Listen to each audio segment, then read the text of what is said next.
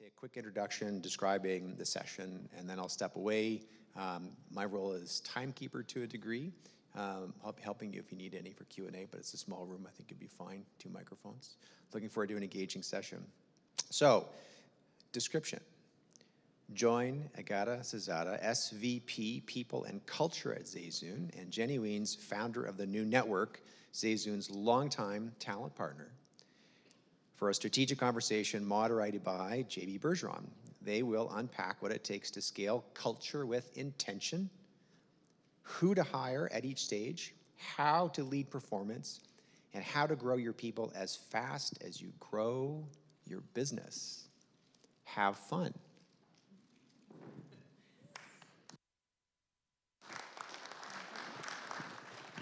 Okay, before we get started, I'm gonna just ask everyone that's in the back to move to these empty seats in the front and like fill in the middle, because we're gonna be talking a bunch of questions, and if you don't understand something, just shout out what you don't get, because you will not get anything if me and Jenny start talking in lingo.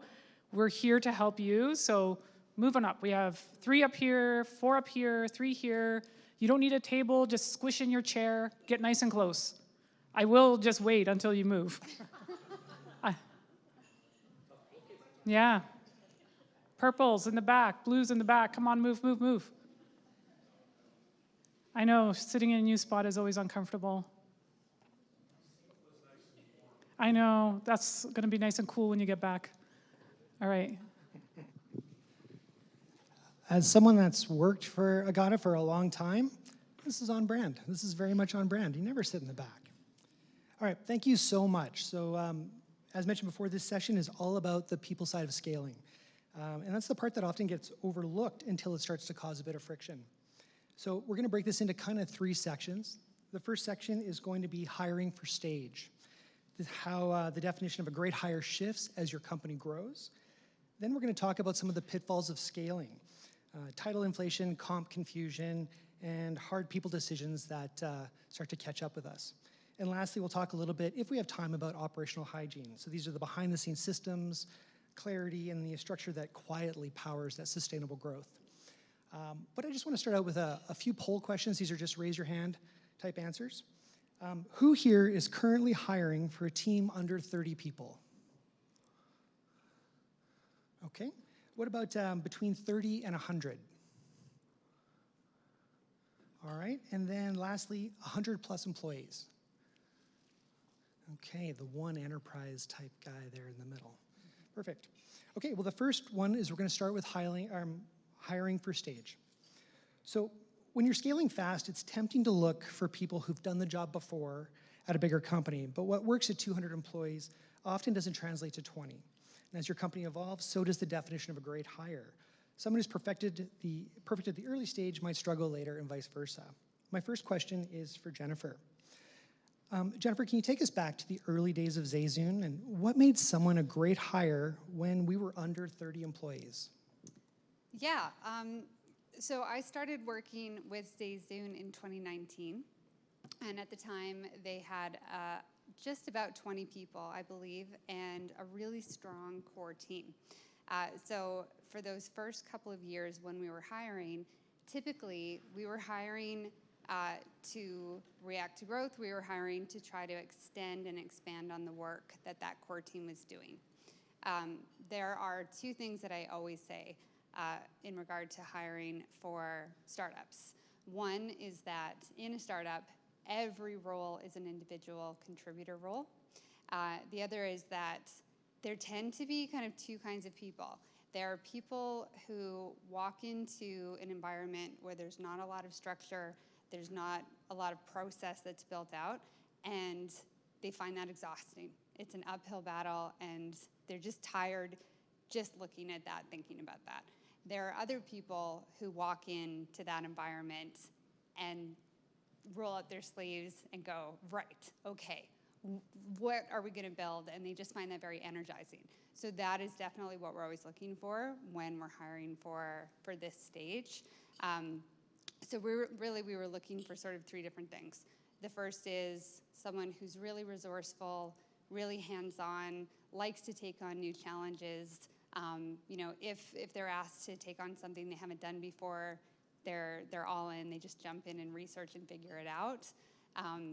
People who have a lot of potential and runway, and that's because things change very quickly at a fast-growing startup.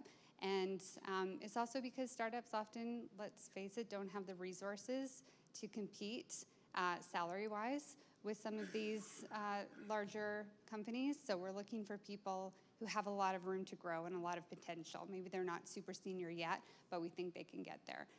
And the third and final thing is people who are also looking for potential. So people who are wanting to make an impact, do meaningful, purposeful work. It's not just people who can do the job at a scale up, but people who are seeking out that kind of environment as well. So that was sort of those first few years predominantly. So kind of as a follow-on to that, what signals told you that it was time to start building for scalability? So this shift didn't happen all at once, and it didn't happen at the same time across all the different functions. We like to talk about, the one stage is 0 to 30, and then from 30 to 100, and then from 100 up. Or we talk about what happens when you get funding, Series A funding, Series B funding. And those aren't unuseful categories, but the reality tends to be a bit blurrier. And I think how it showed up at ZayZoon and with other clients I've worked with as well is initially you're hiring to react. You're reacting to growth. You're hiring because a team is getting too busy. There's work that needs to be done. At some point, hiring more people isn't going to solve the problem. You start running into pain points where you actually need to start proactively enabling growth, not just reacting to growth. And that's still a little bit theoretical and rhetorical. So I thought of 3 examples that actually happened at ZayZoon across different functions and different times that might just sort of illustrate what it actually looked like. So the first, for anybody who was here yesterday, this might be interesting. The first time I was involved in really hiring specifically for scalability at ZayZoon was in the marketing function. So it was mid-2022. I think we were just in the process of securing Series A funding. And to that point, marketing had grown fairly reactively. And the people we had in marketing, mostly with the title of content marketer, were mostly sort of servicing the business. They were reacting to what sales needed, to what product needed. And Darcy and Shub recognized, so Darcy Tour, the CEO, and Shub Sidhu, who was VP of Growth at the time, I think, recognized that marketing could be so much more. It could actually be a revenue engine. It could drive growth. But they didn't have the experience. They didn't have anybody at the time who knew how to do that. And so that's when we hired Shannon Dougal, who had built out just that kind of marketing department at Uberflip, at Tugboat Logic, and she knew how to come in and do that very quickly. So that was marketing. The next example I thought of was in customer support. So customer support had grown on a sort of in tandem with the number of employees who were enrolled in the ZayZoon benefit. And in mid-2023, Tate Hackert, who's the president, who oversaw customer support, he'd grown the team to about 14 people. And he was looking at the forecast of how many employees they were expecting to enroll in the coming year, and he recognized that if we kept growing customer support that way, the cost would be astronomical. It wasn't scalable. It wasn't something that they could do. And they had to figure out how to scale customer support through processes, technology, and automation, not just through people. So that's when we found Simon Millichip, who had done just that, again, at Clio and at Ada, knew how to do that, could come in and very quickly start to transform that function. The last example is data and analytics. So I think this is a function that often kind of arises later in a startup, in a scale-up, and maybe often for the same reason it did at ZayZoon. In late 2023, they had a leadership meeting, and they were talking about how many companies had enrolled in the previous quarter, and 3 different executives had 3 different numbers. And all of them based on something. And they recognized at that point that they had an awful lot of data coming in, and they did not have a single source of truth, and that if they were going to keep growing the way that they were, that was absolutely necessary. So at that point, we started to build out data and analytics. We found Kevin Dang, who had built the data and analytics function from the ground up at Wave HQ, at Nitro, and again, could come in and very quickly, very effectively build that out at ZayZoon. So those are sort of on the ground what that theoretical idea looked like. That's awesome. Thanks, Jennifer. Agata, what are the biggest mistakes you see companies make when they hire ahead of their stage? Yeah, there is 2. I was going to add a third, but I think I can wait. So one is what happens when you're kind of in I would call it inflection points in a business, and when you're scaling up, you have product market fit. You're like, okay, I have the thing. And so from a people perspective, your institutional knowledge, the people that have been in the organization are all of a sudden exceedingly important as you're hitting growth. And so what I think the biggest mistake people make at this stage, especially entrepreneurs, is like job shaping so much so to retain institutional knowledge rather than making institutional knowledge democratized, whether that's documentation, systems, processes. There's other things you can do, but I saw a face over there, which I'm not gonna call out, but looked like did not know what I meant when I said job shaping. It's like making a job for someone because you wanna retain them. So if you went to the market and you posted this job, literally no one would know what to title it, and it would be like 60% made up, okay? That's what job shaping is. You're making a box on the org chart for someone to fit in. And then the second is overhiring. And overhiring not in volume, but hiring, it's easy to get in the trap when you're getting momentum and you're starting to feel you have cracks everywhere, and you gave some really good examples of cracks ZayZoon experience, to go and hire someone like, just like, I met this person, good timing, good luck, let's get them in, but the job is still way lower. Those people will have a 6-month runway before they get disengaged, disenfranchised, and leave, and you just wasted a ton of money, right? Because you've overhired someone. You're also signaling that they didn't have the ability to get the work done or change. Now, if you're really gonna empower them to make the astronomical change, make sure that's the fit and that's their thing. But I think I've seen more times, I would say 80% of the time, the overhire is actually the mistake. It wasn't the silver bullet. Awesome. Sorry, Super. can I add one thing on that? Because that really resonated. The strategy that we used throughout the years at ZayZoon was when we hit one of these moments where we really needed to hire for scalability and hire someone who had done that before and knew what they were doing and could do it quickly, we always looked for people who had basically just gone through the stage that we were about to go through. So they've just done, if they had just moved from 30 to 100 people and had scaled the support function in the way that we wanted to scale it and wanted to do it again, taking everything they learned the first time and doing it faster, doing it better.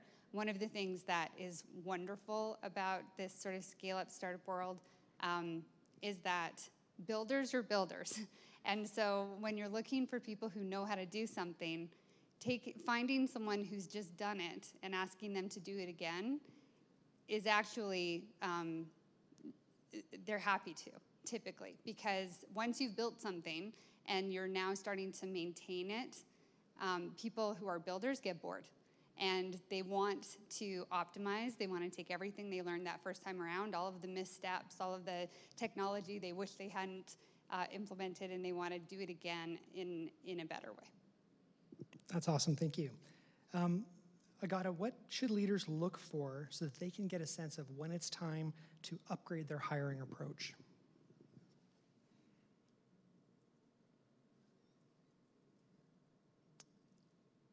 I look at this in a couple factors. The first one is subjective, but I find it does work.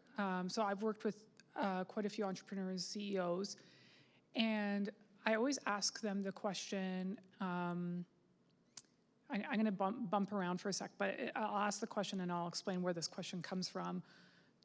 If we hired not a single person today, and you wanted to achieve whatever the achievement is, X amount of growth, X amount of revenue, X amount of customers, close deals, do you think, with what concentration do you believe this team can achieve that? And when the answer slips below 80%, it's a signal. It's a signal. It's not always the case. I just want to make sure, like, sometimes it's structure and systems, and I don't want to underscore those because those can be deterrents for people being successful. And then I ask the question, the reason I ask that question is usually the CEO is, or the founders are, you're thinking so far ahead, as you should. You might have investors, you may be seeking investors, you might have a board, and when the conversation at that level differs from what your team internally can achieve, that is the moment when you say, ooh, I have a gap, and that gap is if that gap is getting bigger with time, that is absolutely the time when you have to change how you're looking at hires and the level of hiring you're going to need to do. If the gap is staying the same or minimizing, you do not have a problem, okay? Did I have a hand raise? No, oh, damn. Ask questions if I'm not making any sense. Is there anything else I had in my notes that was like important?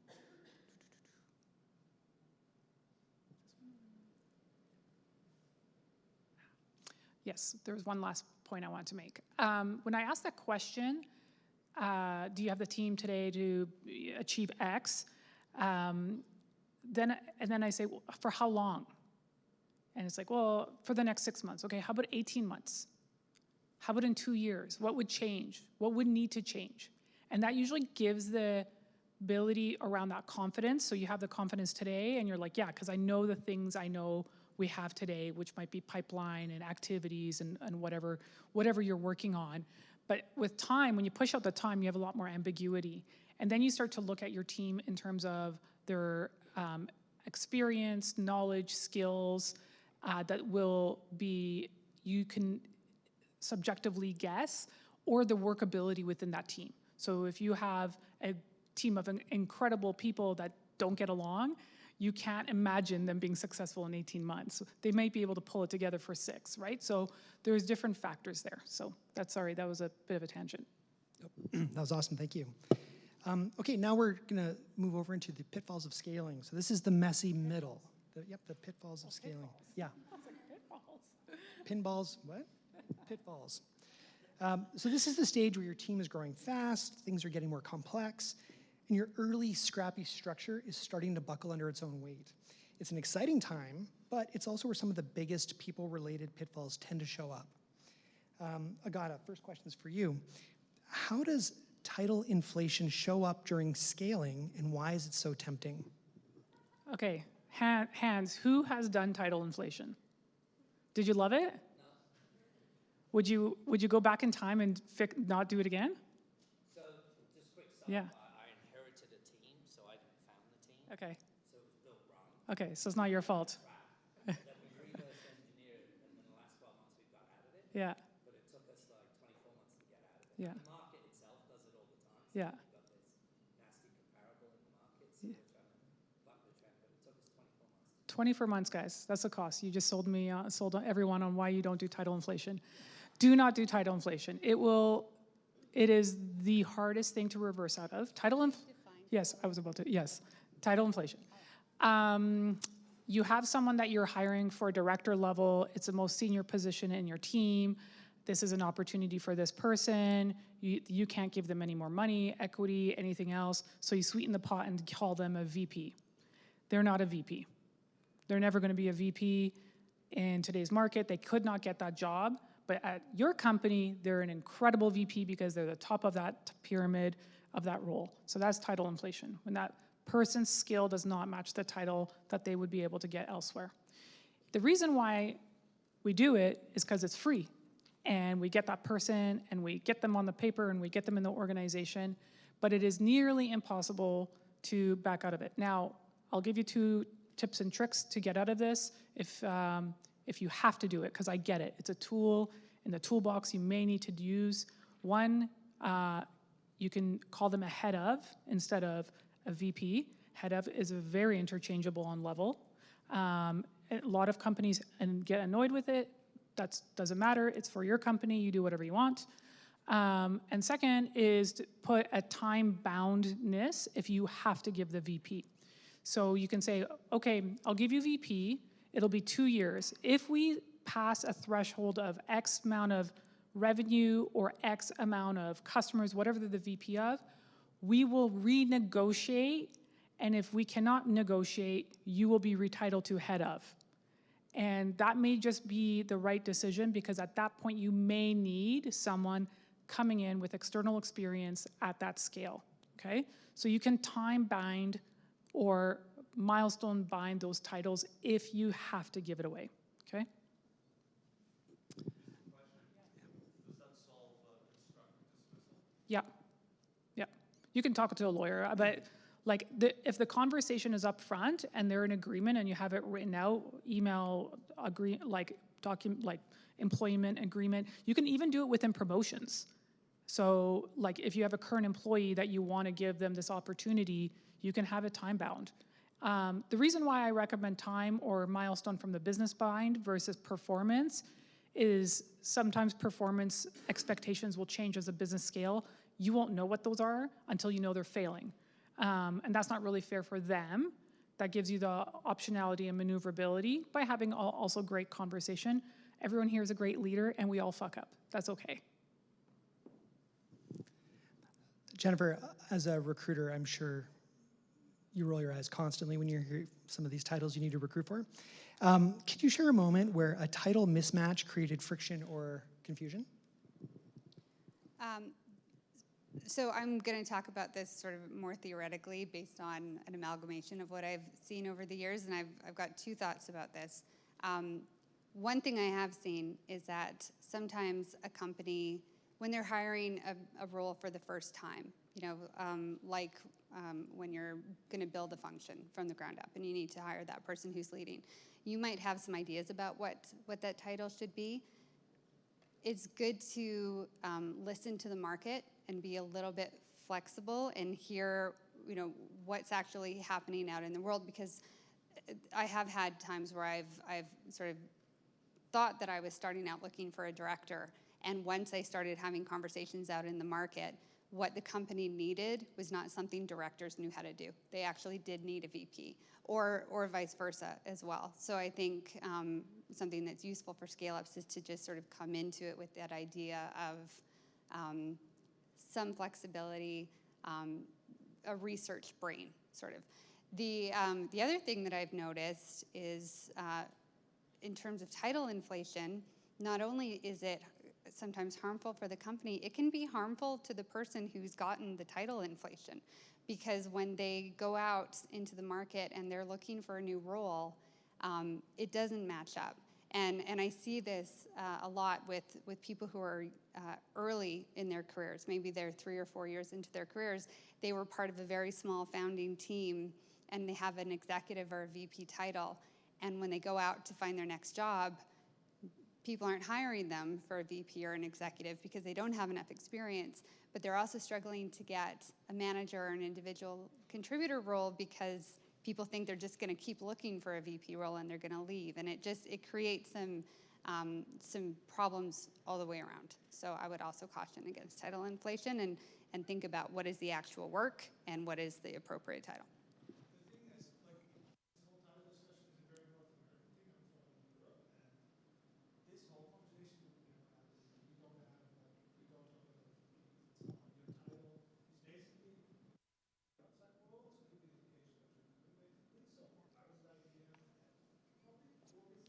I think there's people not being able to hear you virtually. I can talk louder if you want. So the title discussion for me is a very North American thing, especially the VP title, which is not a very common title in Europe. Nowadays it's becoming more common, but typically in Europe your title reflects what you're doing. So you're a director of a market or a branch or whatever. And here it's very sensitive. I find it, especially amongst recruiters, you guys are very sensitive to that.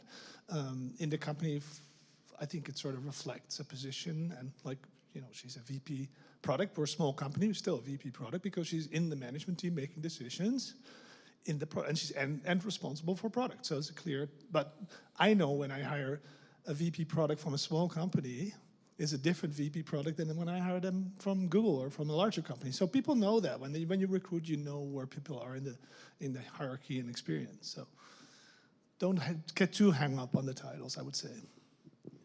I think the reason we bring it up is because when you need to actually bring in someone above that person, it becomes really hard, and you don't always want to go to a EVP or SVP or like a multi-layer. I think that's the hang up around scale up, is because as you get larger in scale, you don't actually want to necessarily, and I think I'll say something that will be polarizing. Most companies don't actually want to make a bigger executive team or senior leadership team, but when you have these essentially layered levels, it forces this really fatness at top, which slows everything down, which is the opposite of what you want to do when you're scaling. And so this is why this is coming up as a topic. And you're right, in Europe, there's also a lot more provisions around retitling people. There's a lot more legally there. Canada and US are kind of on this topic specifically, definitely employee sensitive, not employer. So the easiest way an employer can get out of it is to let them go. But we're trying to avoid that. Awesome. Thank you. Another question? I just wanted to add one thing to the email that you spoke to. I suffered from this, as I've suffered from tons of mistakes in my immaturity as a business leader. But in my first year, I brought somebody in that was very instrumental. There was only 5 of us in the team. But they convinced me that they should be the COO because technically they were doing all the operations. What does it matter? I said, you're not, it's no more money, but we certainly respect you, and that is technically what you're doing. 2 years later, when she left, she sued me for COO's salary and used a ton of inappropriate comparisons in order to justify her claims. And I'm in year 2 of that right now. Oh my goodness, from an HR perspective, I want to hear everything, but that's for later. Wow, wow. One of the other things that will come along with titling or over-titling as well is compensation, and it's another very messy part of scaling. Quick question, how many people in the room have a documented, thought-through compensation framework? Okay, I would say a full third. Maybe almost a third? Okay. First question is for Agata. What is the risk of making one-off compensation decisions without a framework? Okay. When we're saying framework, are you thinking something scary? Like just nod yes or no? No. Okay. Framework is like we pay bottom of the market. You don't have to share this with anyone, okay? We pay internally men and women equal, whatever it needs to be.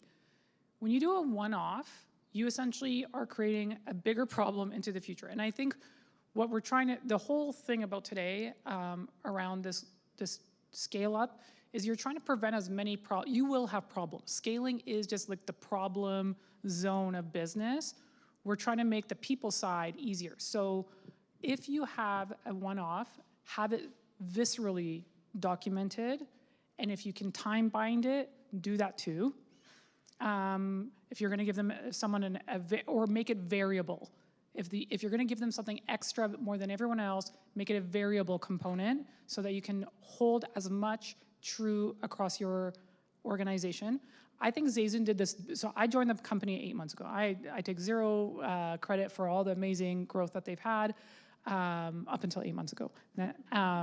But what they did do in every stage, and I found this, it wasn't hard for me to find it, they had a compensation belief at one point, how they believed they were paying people, If they applied it, I don't know, but people kind of understood it. And then they had a compensation philosophy about 2 years ago. We have completely blown it out of, like, we've redone it again because we're at a different stage. But when we did that, it helped people transition to understand why we've transitioned and what the benefit or non-benefit was in a neutral way. It took away the polarization, okay? So one-offs, document them, be clear why you're doing a one-off. I recommend not doing a one-off, but if you have to, you have to. Time bind it and make it variable. Awesome. Jennifer, so as a recruiter, when did you start seeing compensation inconsistencies impacting your hiring outcomes and your offer acceptance rates? Yeah, so I see this with scaling companies all the time, which is when you're small and scrappy and sort of a startup, you have a certain amount of resources and your salaries, are aligned to that. As you are scaling and you're starting to hit that moment where you need to bring people in who have that scaling experience and are coming from larger companies who are at the next stage, the stage that you're trying to get to, if you haven't been updating your compensation, then you get into a situation of salary compression where the people that you're trying to bring in are making the same or more than the people that they're going to be reporting to. And so that's a situation that's tough. And so, I think if you're regularly updating your salaries to reflect the stage that you are in now, I think that helps that situation. And I think you need to budget for it. I think that's one thing that most businesses at scale, they just use, what is the market doing? And they're like, 3.5%. When you're scaling, you just need to you need to double that to give you maneuverability because you are switching stages. You go from I'm just making these up for you guys, but like under $10 million in revenue, then all of a sudden you're 10 to 25 or 25 to $50 million revenue business. Your data will change, okay? And so you need to have that in your budget and just whether it's a CEO slush fund that you need to pull from time to time or actually in your comp budget, it depends on how transparent you are. It is a thing that has to be addressed. If you don't, you're gonna have a lot of turnover at the worst stage. Because if you have this comp compression happen, people know they're like, well, our business is now bigger, I'm doing more, I'm more valuable, why should I stay? If I'm not getting to do something I love to do because it's like the purpose I'm behind, I have great impact, I'm learning and growing, and I get recognized for it. Recognition is pay for most people. If they don't feel like they're getting paid fairly, everything else doesn't matter. They're gonna go get paid fairly somewhere else. So you have to budget for this. Every business I've walked into at this stage is the one thing they did not budget. They budgeted hundreds of thousands of dollars for events, but not to fix comp. And when I said, I bet you anything, if I polled every single person, everyone would rather be paid better than the retreat. And I am always right by that. And I love the party.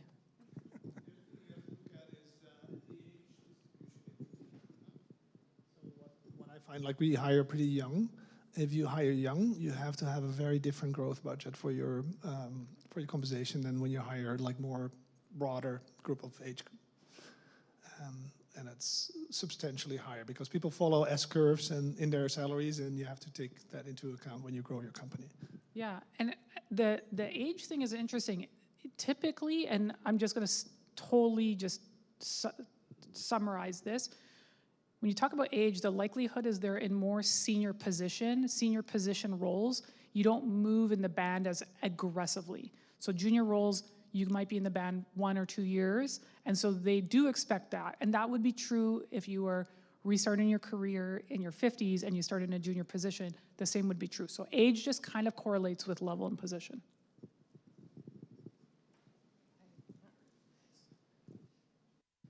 So you just triggered a memory from yesterday.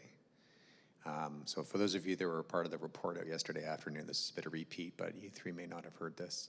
So Robert Vanderwees is in Vancouver running satellite for Scale Up Week there. I was in Edmonton yesterday, and the report out in the afternoon workshop, we talked about hiring a little bit, and I love your insights on this because I think it's timely.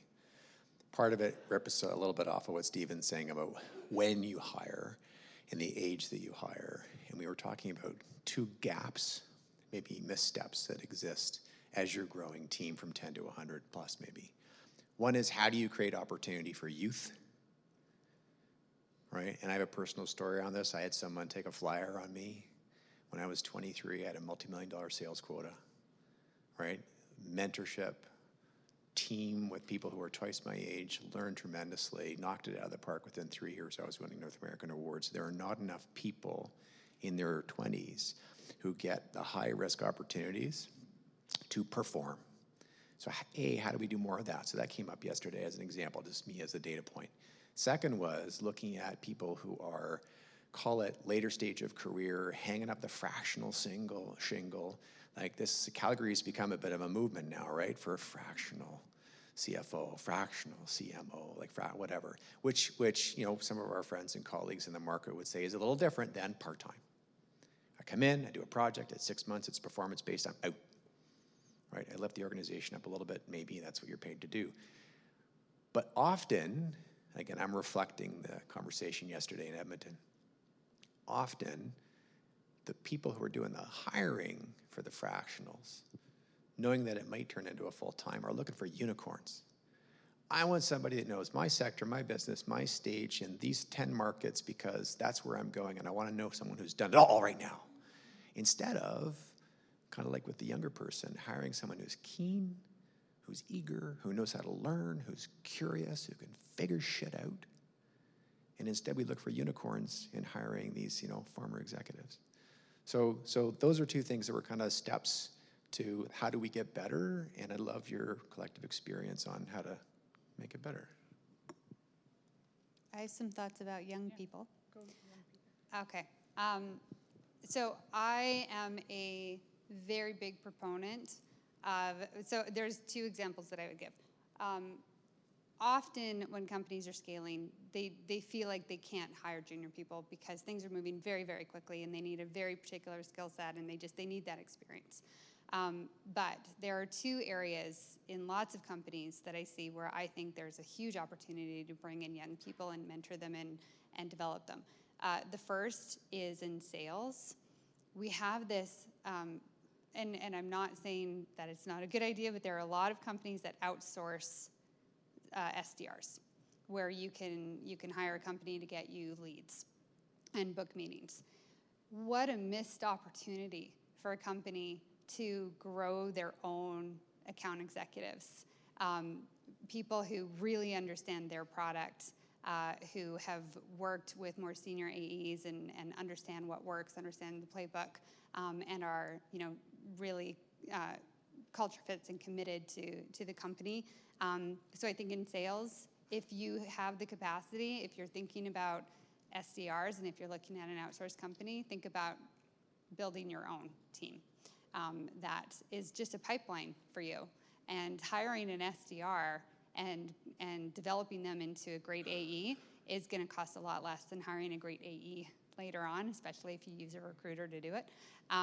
The other opportunity I see is in software development. I think, you know, being able to, once your software team, you know, hits a certain point and you've got that leadership and mentorship, you can bring in junior engineers and then develop them into the senior engineers that are perfect for your company. Because as someone who recruits senior engineers, Laura, my colleague, does more of this than I do, and she knows, it's hard.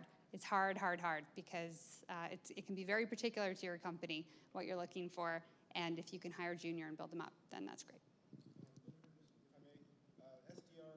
Oh, I'm sorry, sales development rep, also called BDR in some companies, business development rep. It's really a junior sales position where you're doing outreach, you're booking qualified meetings for the account executives. It's training ground, really, to be an account executive.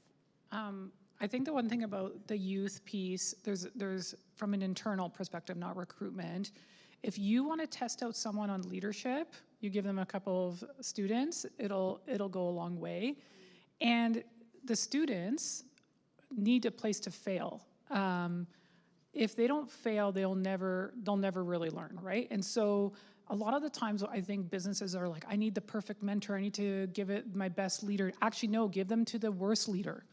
Like, let them, like, don't hold the best leaders for the most junior people. Literally do the opposite. And sure, have a JB like we do and help those leaders get better. But everyone has a safe place to fail, okay? I think we do a really good job. We don't have an exponential amount of junior or young individuals, but the ones we do are flourishing. And we do, I think the one thing that ZayZoon does it, so we're a very purpose-driven organization. We're out in the world trying to save 10 million people $10 billion by being essentially the anti-payday loans. We do a great job of that. I talked to a customer on Friday. I literally want to send him all my money. The most wonderful soul, really tough life, all right? And so he uses ZayZoon every day. Anyone that is on our junior staff, they know what it is to stand in a payday loan. They will work so tirelessly to figure it out. So find those individuals that are youth that really buy into what you do. Don't just get them just because they're young and cheap. Find someone that's a fit. Fractional, I'm going to switch there. I'm smirking because this is like the new. I don't know if there's like phases in careers, but like there was a time where marketing, everyone wanted to be a marketer, and then everyone wanted to be in tech, and you know, the development schools couldn't have enough room for students. This feels like the next wave of that is fractional. Fractional is actually an excellent way of solving problems that are specific, where you need someone's expertise, but you don't want to pay the full price because you don't need them that long, okay? So fractional absolutely is a super cool, creative way where you get top-tier talent, not at a discount, but like not indefinitely. And typically, fractional people are really networked really well, and they have, they tend to bring together their own community. So it's a really great opportunity for, you know, sub 50. Fractional would be a really great opportunity for you if you're thinking about hiring. Why sub 50? Usually 50, if you're growing from 50 to 100, you're going to need someone full-time at some point in those functions. Oh, my apologies. No, well, yeah, I know I'm out there, but I'm not an ageist. Sub 50 employee headcount from a business, yeah. Perfect. I just wanted to dig in. I don't know where you're going next, but there was a conversation about overinflation titles, comp compression. The one thing that we've really focused in on is, you know, it sounds cliche, but it's the employee value prop. And so one of the things that we found was we would meet talent, and they'd be like, hey, here's the 5 other firms we're talking to. And I'd say, we'll stop talking to you. Because we know our EVP so well, comp is only one factor of why you come. Passion, purpose, performance, those are the things. You're not going to be with us forever. You might be here for 3 years statistically. We're going to make sure your 3-year ride sets you up for success. We're going to invest in that more than we're going to give you comp. The other firms don't know their EVP, so guess what they're going to do? They're going to comp you. And so the one challenge I have, though, is the term was used, fairly compensated. Well, how do you determine that in a market where half the firms have just gone and got some liquid, they don't actually know their EVP, they don't know how to hire top talent, so their only vehicle to do that, which then changes the market markers around what in-market comp looks like. So any perspective on that? Because I really fought against that, and I've had multiple people go to those firms and then come to us in 6 months and said, it was a comp move, it wasn't a career move. And we were patient because we have to be, because I can't compete with that comp, because when we get capital, we really want to deploy it in the right ways and not the wrong ways. So any perspective on that? I love this question. I could nerd out over a glass of wine or coffee on this. First of all, does everyone know what an EVP is? If you don't, just shake your head quietly. Okay. Employee value proposition. Okay. It is what you can commit to from an employee to join your business. It is different than your employer brand. Okay. So those do come together, but I'm just going to talk. If you know your employee value proposition, you're light years ahead. You're using it right. If you know that they're interviewing, you can say, I can't compete on comp, but what I can tell you is what comp data I'm using. I bet those firms, 85% of the time, we actually don't always pay top of band. Actually, we never pay top of band. I'm going to be really clear. ZayZoon's compensation philosophy is we hire between the 25th and 75th percentile. And you will get placed based on your experience and transferable skills. So not always perfect. Not what you want, not what our competitors are doing. And we use market data. We use Mercer, Comtrix. We're very clear. We can show the bands. And I say, you may make more money at that other company, but I bet you they can't tell you why they pay what they pay, how you can get an increase, how they what that experience is. Come back to me when you're done.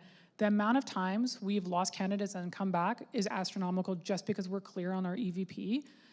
So don't get disenfranchised. But I think the next step would be comp transparency, where you actually pull together the full picture, right? The cost of your EVP. It's like we know that the lifetime value of an employee is 3 years, LTV.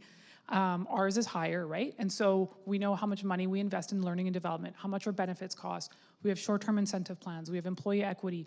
We can cost all that out and be like, sure, maybe your base is I'm just making this up, $5,000 to $8,000 lower, but our total package plus a better experience is more substantial. And 99, I'm telling you, like every competitor we go up against from a talent perspective cannot do what we do. And the fact that you have your EVP, like you can get this like sort of, I would pull me offline after. I'll have a ton of stuff to say about that. Jennifer, from the other side, I'll say employer branding, do you want to share a little bit of insight on your work with ZayZoon to help ensure that the story was understood both inside and outside the company? Yeah, and this ties into your question as well, Benjamin, because I think when you are hiring, you're competing with lots of other companies for the same talent. And for startups that don't have as many resources, it can be tough. And there are a few things I think, and this is answering the question, but it's also a little broader because I know we're out of time and I wanted to really be able to speak to this. Okay. Okay. Sounds good. We got that. Yeah, I'm going to talk about sort of the three things that I think can really move the needle for every company in terms of attracting talent. And the way that I put it is that everyone in the company should be in talent acquisition, not just HR, and everybody should be part of the employer brand, not just marketing. And there are three different ways that I've seen this be really, really effective. The first and most obvious probably is an employee referral program. Everyone should have an employee referral program. You should be, your people should be thinking about all of the people they've worked with who are rock stars, who would be amazing. It should be something that's sort of built into the culture where they're continually thinking about it. When they refer people, it's rewarded, it's celebrated, it's something that's talked about. ZayZoon went through an incredibly high volume hiring period in the spring of last year. We hired 49 people in 3 months. 106 in 2024. That's just nuts. But I think almost 20 of those people were employee referrals out of the 49. So it's incredibly effective. The second thing that you can do is build a culture where employees are talking publicly about the company, about their work. LinkedIn may not be where you think your customers are in terms of a strategy and sort of having a presence on LinkedIn, but I'll tell you who is on LinkedIn. People who are thinking about their careers are on LinkedIn. And ZayZoon has done a super effective job of having their people on the platform, celebrating each other, talking about wins, laughing together, and potential candidates get familiar with it. People think that they really kind of got to know ZayZoon. They understand they can see themselves there because they're getting to know the people. It's really, really impactful. And then the last thing is just making sure that everybody who's involved in the hiring process is really committed to that process in terms of making themselves available, giving really thorough and prompt feedback, showing up in the interview process the way that you would want them to. You want everyone who interviews with your company, and Chad, you reminded me of this last week, everyone who interviews, maybe they're not going to get the job, but you want everyone to walk away from that interview feeling better about your company. It's a really big opportunity. And you should fire hiring managers that suck. Like if they don't show up to interviews, tell them they're not part of the process, or they don't get, or their job is the lowest priority for you. It's that simple. I don't have time for us to be cleaning up other people's messes. If you can't be an adult, I'm not going to treat you like one. So ZayZoon's had a lot of change since I've joined. We have a few minutes left. How about a final reflection from each of you? I'll give you some possible questions you can consider.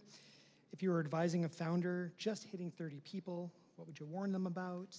Another possible question, what's one decision you're proud of that protected your culture during scale? That was probably more for Agata. And if you had to sum up your scaling journey, either as a talent acquisition specialist or internal HR, in one piece of advice, what would it be? Jennifer, why don't you go first? This is a funny one because I don't have the answer to this, but something that I see that I think people should really be aware of early on is startups often have really attractive equity participation, and it's a great way to bring people in when your resources are not there for in terms of really big competitive salaries, but just at that moment where you're scaling and you're starting to have to attract people who are coming from larger companies, that equity tends to run out or get really, really tight. And I don't know the way around that, but I've seen that causing issues. I think if you sort of have a strategy early on where you really want to make sure that you've got that available at a later stage. I have a bunch of things, so I'm just gonna rapid fire you. One, the talent market is in your favor right now. There's a lot of great talent out there and not a lot of jobs. So take your time, find the right person, don't cut corners. Second is, as you scale, do not make process for process sake. If you've hired great people, they will do great work. If one person makes a mistake, don't make a process because of it. Consider yourself and everyone on your team and your management team to be red tape cutters. I was going to swear, but I held back. And Holding back now? I'm holding back now by not swearing. Can you show me my last point? There was something really interesting. Sorry, I had one more point, I promise. Ooh, yes. Okay, if you have someone on your team that you know shouldn't be on your team, exit them. You don't need empirical evidence that they suck, that they're not the right fit, that they're not going to scale with you. You don't want them on the team. Make the decision, be bold, and tackle your hardest problems first, whether it's people or non-people, doesn't matter. But when you have one person that's not on your team, that you do not want on your team, holding them on has irrevocable damage. Wow, English is a second language for me, for real. That was a hard word. The damage is huge. It's actually bigger than you think. It also damages your own reputation when people know it's not a fit and you're not bold enough to make that decision. So if you have some on your list, I'm not a lawyer, but I'm happy to connect you with a lawyer, but I can tell you how to maneuver that. Every CEO founder always says, I know it's the right call, I'm just not ready. Just drop the second part and just do it. There's incredible people, let them free, liberate them. They're gonna land somewhere great and your business will flourish. That's it. Questions?